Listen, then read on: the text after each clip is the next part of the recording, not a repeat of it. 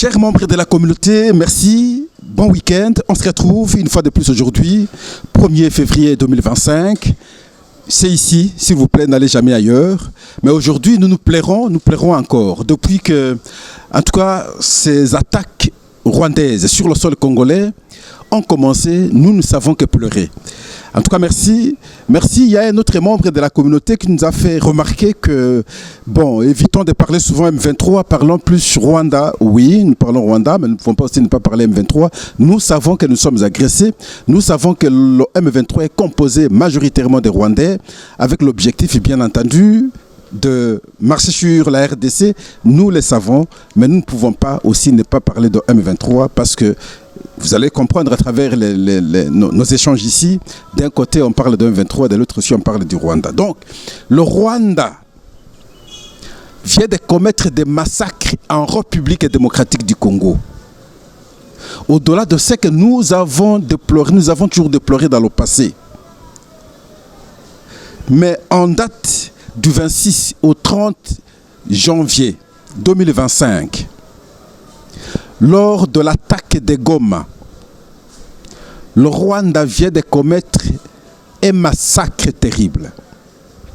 Selon le porte-parole de l'ONU, Stéphane Dujarric, il parle déjà de 700 morts et 2800 blessés. C'est ignoble, c'est insupportable. Les mêmes qui ont gagné la sympathie du monde suite au génocide, les mêmes aujourd'hui massacrent les autres. Allez-y comprendre. Alors qui peut être le responsable du génocide commis à son temps au Rwanda?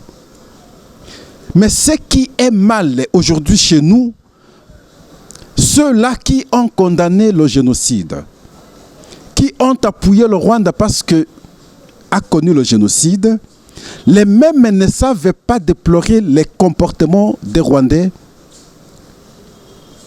qui massacrent les Congolais matin, midi, soir et cela chaque jour. Maintenant, c'est établi comme tel. C'est l'ONU qui donne l'information. Les Congolais, nous allons attendre, voir ce que ça va donner. Mais je pense qu'il faut continuer avec des manifestations, des dénonciations. Je vous laisse suivre d'abord le porte-parole de l'ONU qui fixe l'opinion. Là, il parle en anglais.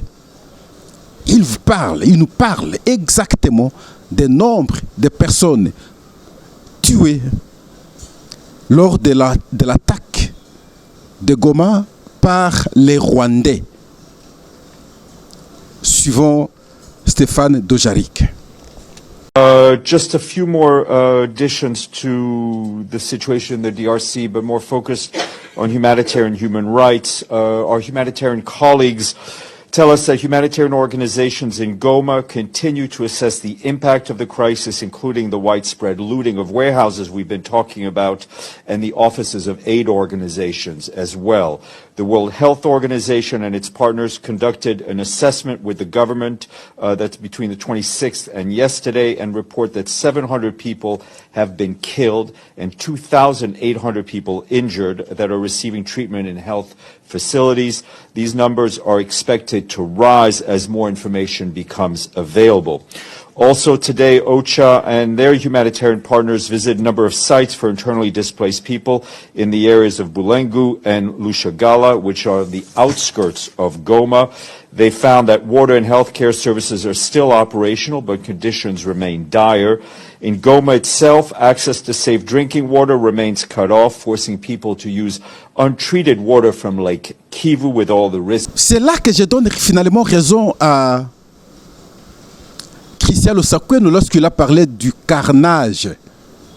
Je vous avais expliqué hier, pour ça il a raison. Le Rwanda a massacré les Congolais. Nous devons savoir communiquer comme ça. Le Rwanda vient de massacrer les Congolais. Et c'est déplorable, au vu, au su de tout le monde. Nous devons également nous poser la question. Le prétexte qu'avance chaque jour le Rwanda, je suis au Congo, parce qu'il faut maintenant aller chercher les FDLR. Posons-nous la question aujourd'hui, que cette fameuse communauté internationale, que ces pays qui, ils savent d'ailleurs que c'est un prétexte que le Rwanda avance. À ce jour, Massissi, une grande partie, c'est entre les mains des Rwandais et M23. Nyiragongo, une grande partie entre les mains des Rwandais et de M23. Rutshuru, entre les mains de ces gens. Et c'est dans ces territoires que les, entre guillemets, s'ils existent encore, les fameux FDLR habiteraient probablement à 80%. Posons-nous la question, jusqu'ici, ils ont arrêté combien? Parce que la partie est entre leurs mains. Ils ont combien de FDLR déjà arrêtés? C'est alors que vous allez comprendre qu'il s'agit de prétexte que le Rwanda avance depuis tous ces temps pour justifier sa présence sur le sol congolais, pour exploiter les minerais, pour piller les ressources congolaises, pour tuer les Congolais. Et ça doit cesser. Et nous pensons que c'est trop. Et trop, c'est trop. Nous pensons qu'il y a une réorganisation très sérieuse de notre armée pour faire face à tout ça et mettre un terme. Prochainement, je vous ferai balancer les propos du président burundais contre le Rwanda jusqu'à fermer ses frontières. Une détermination terrible. Il a fait des dénonciations, des révélations sur le comportement des Tutsis. Et particulièrement ici des Rwandais. Et à la prochaine occasion, nous allons revenir pour vous balancer ces propos et vous permettre de comprendre qui est Rwandais, même si aujourd'hui, peu. Le Rwandais, alors les Tutsis précisément, vous sourire avec eux, mais demain, ils vous changent le regard, ils vous trouvent comme un ennemi, et ils vous dominent, ils vous confisquent les terres. Merci.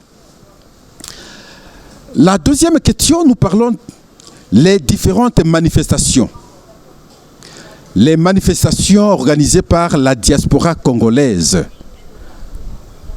en France, en Bruxelles, en Grande-Bretagne.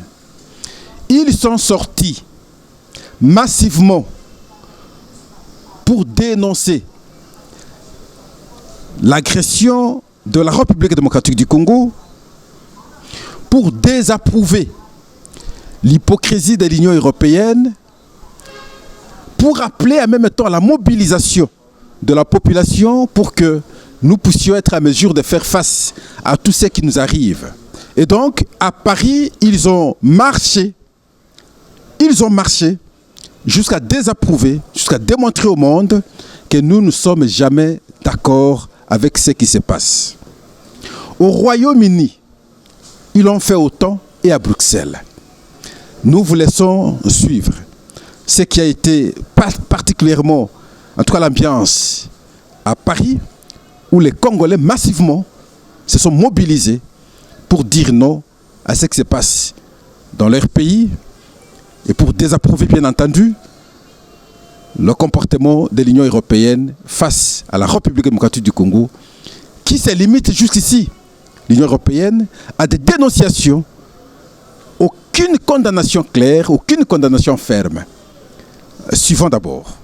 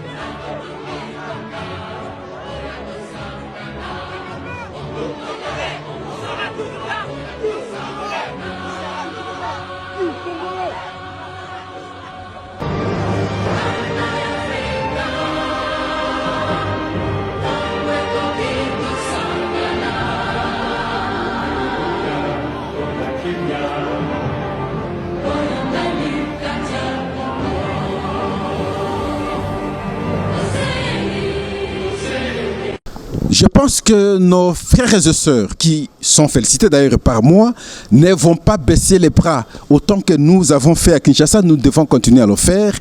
Autant que vous qui êtes là d'ailleurs, vous êtes les mieux placés pour faire pression au Parlement européen, également dans des parlements de chaque pays, afin que leur soutien au Rwanda puisse cesser. Parce que c'est de ce soutien que le Rwanda maintenant hausse les épaules, se permet de faire ce qu'il fait sur le sol congolais, de massacres, de tueries en répétition, sans sanction ferme. Le Parlement français,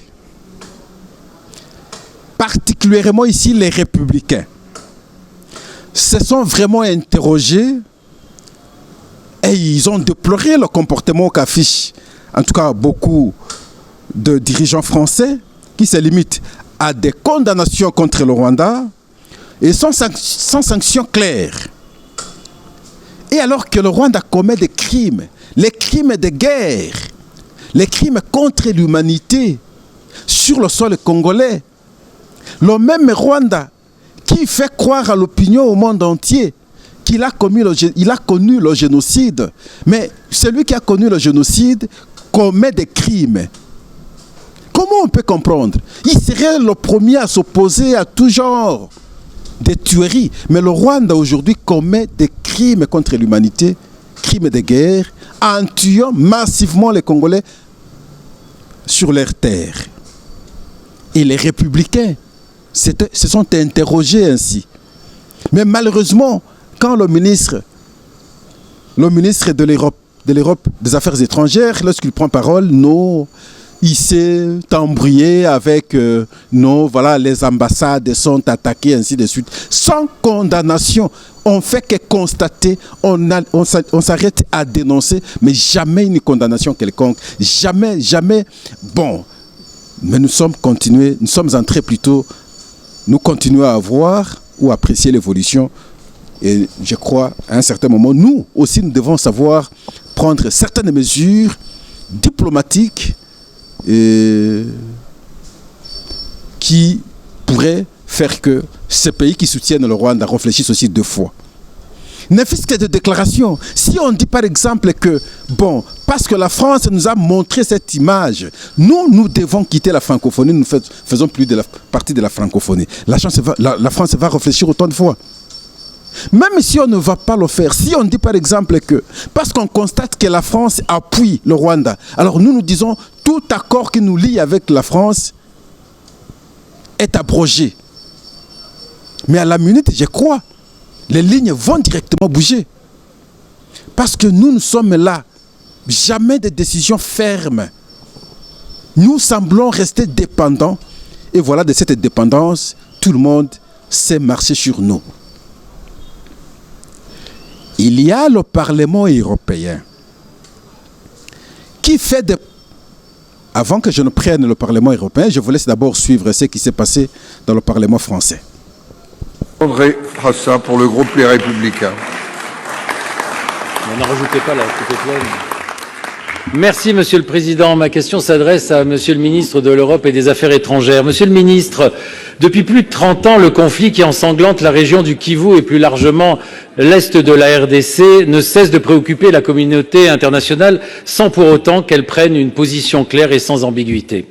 À chaque action des milices, à chaque drame, une condamnation, un soutien et rien de plus. Avec la prise de Goma par le M23, nous atteignons un point de bascule. Là encore, il n'y a eu qu'un soutien à la RDC et une condamnation du M23 et du Rwanda. Hier, notre ambassade à Kinshasa et plusieurs autres ont été les cibles d'attaques inadmissibles. Pour autant, ces actes condamnables en disent long sur la perception par l'opinion locale de l'inaction de la communauté internationale face aux crimes de guerre commis en République démocratique du Congo. Alors, n'est-il pas temps, Monsieur le Ministre, d'aller au cœur et au fond du problème, c'est-à-dire de prendre enfin des sanctions ciblées contre le M23 et surtout contre les deux pays qui le soutiennent et l'arment depuis bien trop longtemps, à savoir l'Ouganda et le Rwanda. Monsieur le ministre de l'Europe et des Affaires étrangères, pour répondre à la question, Monsieur Barrot. Monsieur le Président, Mesdames et Messieurs les sénateurs, Monsieur le Sénateur, avec vous, je veux rendre hommage aux agents et aux diplomates de notre poste à Kinshasa qui a été pris d'assaut hier, dont un des bâtiments a été incendié, ce qui me permet de rappeler qu'ils sont bien souvent en première ligne pour défendre nos intérêts dans des situations extrêmement difficiles et que leur engagement, leur dévouement et leur courage forcent notre admiration et notre respect. S'agissant des événements que vous évoquez à l'est de la République démocratique du Congo, la France condamne fermement l'offensive menée par le M23 et soutenue par les forces armées rwandaises. Elle porte atteinte à l'intégrité territoriale et à la souveraineté congolaise. Elle aggrave une crise humanitaire qui est d'ores et déjà la deuxième, la plus grave sur toute la planète, en ayant provoqué depuis le début de l'année plus de 400 000 déplacements de population, après les 2 millions de personnes déplacées l'année dernière, et en mettant à rude épreuve les forces onusiennes, la MONUSCO, qui sur place protège les populations civiles et dont 3 casques bleus ont d'ores et déjà payé de leur vie leur engagement au service de leur protection. Dans ce contexte, la France se mobilise. Le président de la République, ces derniers jours, s'est entretenu avec les 2 chefs d'État ainsi qu'un certain nombre d'autres dans la région pour créer les conditions du rétablissement du dialogue. Au Conseil de sécurité des Nations Unies, nous avons soutenu la République démocratique du Congo dans sa demande d'organiser 2 réunions d'urgence et nous avons porté une déclaration dans laquelle les agissements du M23 soutenus par les forces armées rwandaises sont condamnés ouvertement et sans aucune forme d'ambiguïté. Et avant-hier à Bruxelles, c'est sous notre impulsion que la haute représentante de l'Union européenne a à son tour condamné cette offensive et appelé à un cessez-le-feu immédiat. Vous le savez, jusqu'à présent, c'est le processus de Luanda qui a organisé la relation entre RDC et le Rwanda, et c'est le processus de Nairobi qui a organisé les relations entre le RDC et les groupes rebelles dont le M23 fait partie. Ce sont des médiations qui auraient dû porter des fruits et qu'il faut continuer de soutenir, mais en tout état de cause, c'est par le dialogue et par la diplomatie que une solution sera trouvée à l'escalade à l'est de RDC, et à plus long terme, c'est en s'attaquant aux causes profondes du conflit, qui sont des causes de nature économique, de nature minière, que la région pourra retrouver la paix, la stabilité et la prospérité. Monsieur Frassa. Monsieur le ministre, on condamne, mais il manque l'essentiel. C'est-à-dire que, rien que pour vous rappeler, l'Union européenne finance à hauteur de 20 millions l'armée rwandaise pour intervenir au Mozambique, sans aucune garantie ni aucun contrôle que ce financement n'aille pas ailleurs. Le Rwanda est un exportateur de coltan, alors il n'y en a pas 1 gramme sur son sol.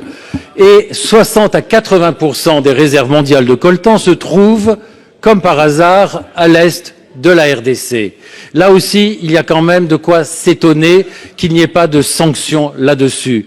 Je relaye et je fais, au nom de 95 parlements francophones, l'appel solennel à ce qu'il y ait des sanctions. Ce serait l'honneur de la France d'être à la tête de demandes de sanctions contre l'Ouganda et contre le Rwanda. Ce serait son honneur. Et après, il y a le Parlement européen qui se limite à faire des propositions de sanctions. Je parle bien de propositions de sanctions. Et là, c'est la commission du Parlement européen. On fait des propositions de sanctions, on peut faire ceci, on peut faire cela, mais jamais une sanction concrète, rapide, jusqu'à ce stade. Mais ça veut dire le Rwanda, est sur le sol congolais, mais l'ONU vous dit déjà qu'on a tué autant, 7000 personnes sont tombées. Mais ces personnes sont des Rwandais. Ces personnes qui sont tombées sont des Congolais, ne sont pas des Rwandais. Ils sont tombés sur le sol congolais. Est-ce que ce n'est pas beaucoup, s'il vous plaît, du coup, comme ça? Pour avoir fait quoi? La République démocratique du Congo a fait quoi de mal? Le Rwanda a fait quoi de bien pour que vous puissiez le soutenir? Tout ce que le Rwanda fait, c'est du mal. Mais vous soutenez le mal. La République démocratique du Congo, qui n'a rien fait de mal contre le Rwanda, vous ne savez pas le soutenir et elle ne sait que subir. Je crois qu'on doit avoir un autre regard du monde. Franchement, c'est déplorable. Suivons alors ce qu'a été comme proposition de sanctions par la Commission du Parlement européen. Suivons. sur le plan politique. Sans renforcement, les forces de maintien de la paix ne parviennent pas à contenir la violence et à protéger les civils. Deuxièmement, il faut une action décisive au Rwanda. Il y a des preuves de l'implication du Rwanda qui soutient le M23 et qui poursuit l'exploitation illégale de minéraux. Notre réponse doit être ferme. Nous devons suspendre le mémorandum d'accord jusqu'à ce que le Rwanda cesse son interférence. La Commission européenne doit envoyer un message clair au président Kagame. Notre position n'est pas négociable. En ce qui concerne nous devons également appliquer une pression diplomatique. Si le Rwanda ne change pas sa position, les manifestations sportives prévues à Kigali doivent être annulées. Enfin, il y a l'assistance financière au Rwanda. De 2021 à 2024, nous avons fourni 260 millions d'euros au Rwanda et 900 millions sont prévus dans le cadre du programme Global Gateway. Une partie de ces produits doivent être attribués aux mesures de bonne gouvernance. Or, les autorités font exactement l'inverse. Il faut conditionner notre aide afin que des mesures concrètes soient adoptées en faveur de la paix. Le service d'action extérieure de l'Union européenne doit faire davantage que des déclarations. Il faut agir, il faut exercer des pressions, utiliser les outils dont nous disposons pour appliquer la stabilité. À la différence de la Chine et des États-Unis, l'Europe a une crédibilité pour travailler avec les pays africains en promouvant la paix, la stabilité et la croissance économique. Chers collègues, la situation est grave. Si nous ne répondons pas de manière décisive, non seulement nous trahissons les citoyens congolais, mais nous portons atteinte aux intérêts stratégiques de l'Europe. L'instabilité d'aujourd'hui est la crise à nos portes demain. Il faut dire très clairement que l'Europe ne doit pas être un observateur passif, mais un acteur actif pour promouvoir la paix et la prospérité en Afrique et en Europe. À présent, parlons SADC. La SADC qui a tenu sa session extraordinaire sur la République démocratique du Congo, sinon sur les affrontements des Goma. Elle aussi se limite à des sanctions. Qu'est-ce que je dis? À des condamnations. À des condamnations. Ils se sont rencontrés à la capitale. On appelle quoi? Harare, c'est la capitale de Zimbabwe. Ils se sont limités à des condamnations, aucune sanction. Aucune sanction. Et ils parlent plutôt de la nécessité de régler le conflit de façon pacifique. Là, c'est le président zimbabwéen. Mais de façon pacifique. Pourtant, nous, on n'a rien fait contre le Rwanda. Moi, je ne comprends pas ce monde. Commencez par condamner clairement. Commencez par faire des propositions de sanctions. Sinon, proposer des sanctions. Mais la République démocratique du Congo n'a rien fait de mal. On n'a pas attaqué le Rwanda. On n'a rien fait de mal. Et vous proposez, vous supposez que nous devons en tout cas trouver une solution pacifique, comme si c'est nous qui avons agressé le Rwanda. Et à son tour, la SADC va en fait de compte appeler un sommet conjoint avec l'EAC pour délibérer sur la voie à suivre. Là, ça me dérange, ça me dépasse un peu. Et nous vous avons démontré la fois passée ici que l'EAC, composé majoritairement des pays où il y a trop de nilotiques, ils prenaient le Kenya, le Soudan, l'Ouganda, le Rwanda, Et ils vont se rencontrer. Le président de la République ne s'est pas déplacé, Félix-Antoine Tshisekedi. Et là, ils ont proposé une rencontre d'appréciation de la question afin qu'on résolve cette question ensemble avec la SADC. Et voilà, aujourd'hui, c'est la SADC qui emboîte les pas de l'EAC. Moi, ça m'interpelle parce que je dois informer l'opinion. L'EAC, depuis toujours, même dans ses échanges, demande que la République démocratique du Congo échange avec le M23. Et nous appelle à revenir maintenant à nos discussions de Nairobi. C'est à Nairobi, vous devez vous en souvenir, qu'il y a eu 3 déclarations faites en son temps en 2013, où à chaque instant, on nous appelle à échanger avec le M23. Et lorsque vous échangez avec le M23, c'est comme qui épargne le Rwanda. On donnerait l'impression comme si le M23 c'est une rébellion. Et alors que tout le monde sait que le M23 est composé des Rwandais. Mais il faut voir ce que Raymond Tshibanda son temps avait signé comme accord. Pour que la République démocratique du Congo fasse de favoris au M23 par la création de certaines polices qui seront majoritairement de la tribu Tutsi, qui vont rester dans la partie Est. Je vous ai toujours rappelé de plusieurs dispositions ici.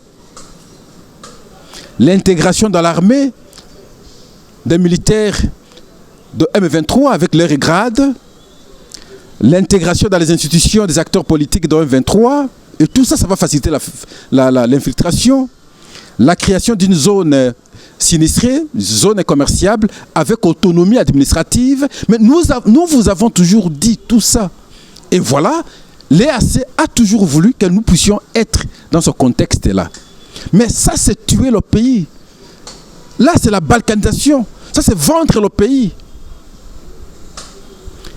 Et alors que, à la SADC, c'est comme ça que nous allions de temps en temps à Luanda, en Angola. Pour la SADC, il faut des échanges entre le Rwanda et la République démocratique du Congo. C'est le cadre qui nous arrange parce que nous considérons que le M23, c'est une coquille vide. En réalité, c'est des Rwandais qui sont là. Le géniteur s'appelle Paul Kagame et les membres qui les composent sont majoritairement des Rwandais. Et par conséquent, il faut plutôt échanger avec le Rwanda et non avec le M23. Nous avons refusé d'échanger avec le M23. Et c'est dans le cadre de la SADC. Alors maintenant que l'EAC et la SADC vont se rencontrer pour trouver une solution pacifique. Voici la crainte de Pascal. Je connais comment ces pays de l'Est fonctionnent, comment les Nilotiques sont naturellement malins. Et je crains qu'ils puissent influencer les pays de la SADC, le reste des pays de la SADC, pour que, en fin de compte, la République démocratique du Congo échange avec le M23. C'est là la crainte. Et je pense, si on n'y prend pas garde, c'est vers là qu'on va nous pousser. Mais ce sera alors une grande déception pour le pays. Ce sera une très grande déception pour moi. Ce sera une très grande déception pour beaucoup. Parce que là, nous aurons un cercle vicieux. Nous allons tourner en rond. On n'aura pas avancé. Parce qu'avancer ici, c'est mettre un terme aux aventures de Paul Kagame, à chaque fois de faire des incursions militaires sur le sol congolais. Et cela ne peut être possible que s'il y a des sanctions, si la République démocratique du Congo, par sa force, parvient aussi à s'imposer. Si c'est par des négociations toujours avec le M23, on n'aura pas résolu le problème, nous allons tourner à rond. Et demain, ce sera encore une autre incursion qui va en pâtir, toujours les Congolais, particulièrement nos frères et sœurs de la partie Est. Ça fait très mal. Nous devons en même temps ici insister sur la traîtrise la traîtrise. Le monde entier suit ce que nos militaires disent. Le président de la République suit aussi. Les proches du président, qui depuis longtemps, nous avons constaté qu'ils étaient égarés pratiquement, ils ne savaient pas l'aider. Je pense qu'ils le suivent aussi. On dit qu'il y a beaucoup de généraux qui trahissent. On cite même les noms des généraux qui trahissent au front. On cite les noms de beaucoup de colonels qui trahissent au front. Mais vous n'allez pas dire au monde que vous ne suivez pas, vous n'entendez pas le point de vue des militaires lorsqu'ils disent, bon voilà, on m'a donné autant de cartouches. Je suis parti et puis on m'a exigé de ne tirer que 2 ou 3. Si tu tires 4, 5, on te condamne. Nous suivons ça, vous suivez également, tout le monde suit. On cite les noms, les généraux, leurs noms sont cités. On doit savoir les interpeller. On doit insister cette fois-ci, n'envoyer au front que des gens qui rassurent. S'il faut créer d'autres généraux, vous pouvez le faire, monsieur le président de la République, comme vous venez de faire avec celui que vous avez envoyé au Nord Kivu. Parce qu'avec les anciens, visiblement, ils sont plus en intelligence avec l'ennemi. Tout le monde sait le dire, et nous le disons. Mais vous êtes censé être en tout cas informé à temps que quiconque, parce que vous avez des services. On aurait aussi l'impression que les services sont aussi corrompus. À ce stade, il faut des pratiques obliques. Vous envoyez telle personne, vous l'envoyez d'autres moyens de surveillance. Tous ces mouvements sont surveillés. Ils vous rendent compte à temps. Et vous savez prendre des décisions aussi à temps. Le contraire, on sera alors surpris, ce ne sera pas une bonne chose. En tout cas, merci.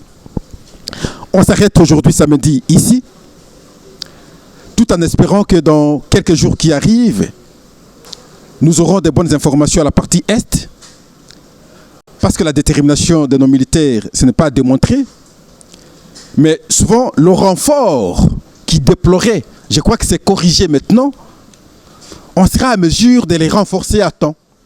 Les conditions de leur vie seront également améliorées pour qu'ils soient forts au front et sans qu'ils pensent, en tout cas à la déception, et qu'ils aient en même temps de bons commandements, des gens qui ne vont réfléchir que la République démocratique du Congo, que la patrie, que d'être corrompu, que d'être en intelligence avec l'ennemi. En tout cas, merci. Au revoir. N'allez jamais ailleurs. Soyons ici, parlons pays, parlons République démocratique du Congo, dénonçons, démontrons à la face du monde, même si tout le monde a compris, continuons à démontrer que le pays est agressé. Et ce qui est arrivé à Goma, il s'agit du massacre des Rwandais sur les Congolais. Nous devons savoir dire ainsi. C'est les Rwandais qui sont entrés à Goma et ont massacré les Congolais. Aujourd'hui, l'ONU parle le total au moins de 700 personnes massacrées et de 2800 personnes blessées. Et c'est très grave, ça ne peut pas rester impuni. Il faut des sanctions fermes contre le Rwanda. En tout cas, merci. Au revoir, à la prochaine.